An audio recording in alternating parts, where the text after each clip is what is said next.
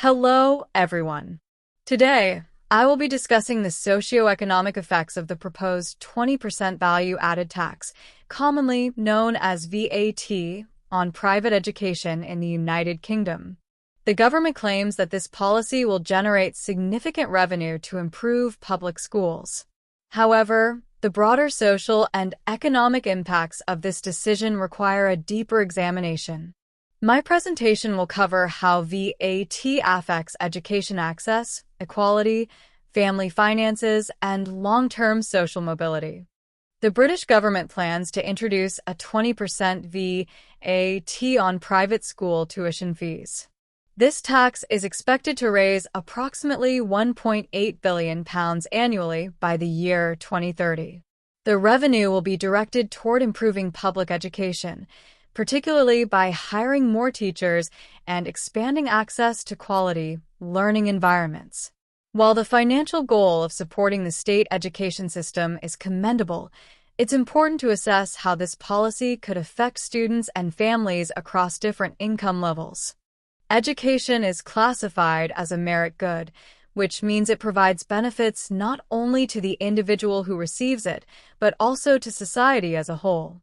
These benefits, known as positive externalities, include higher employment rates, lower crime, and greater economic productivity.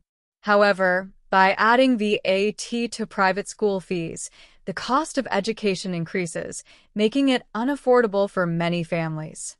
This reduced access undermines the efficient use of educational resources and creates what economists call deadweight loss, where society loses potential benefits due to misallocation of resources.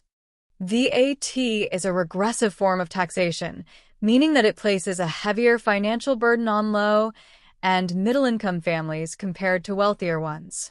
As a result, while affluent households may still afford private education, many middle-income families may be priced out. This growing cost barrier will likely widen the gap between wealthy families and the rest of society, making private education more exclusive. Furthermore, if more families are forced to leave private schools, public schools could become overcrowded and strained in their capacity to accommodate the additional students. British families already face one of the longest formal education periods among Western countries, with around 12 years of schooling, similar to highly competitive education systems like South Korea and Japan. These systems already demand significant time, money, and emotional investment from families. Imposing VAT on private school tuition would add financial stress to British households at a time when they are already struggling with rising living costs.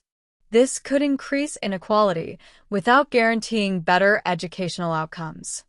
This policy may also negatively affect social mobility, the ability for individuals to improve their social and economic position through education. As private education becomes less accessible, it may start to resemble a luxury rather than a basic societal need. This is troubling because education is one of the most powerful tools for upward mobility. In fact, a recent study revealed that 71% of high-income parents said rising private school fees would affect their school choices. If many students move from private to public schools, it could lead to overcrowded classrooms and teacher shortages unless the government efficiently adjusts resources and infrastructure.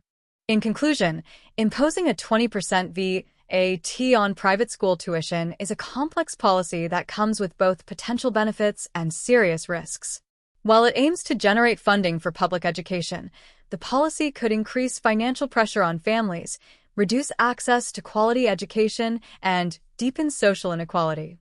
Education, which generates broad social benefits, should not be treated as a taxable luxury.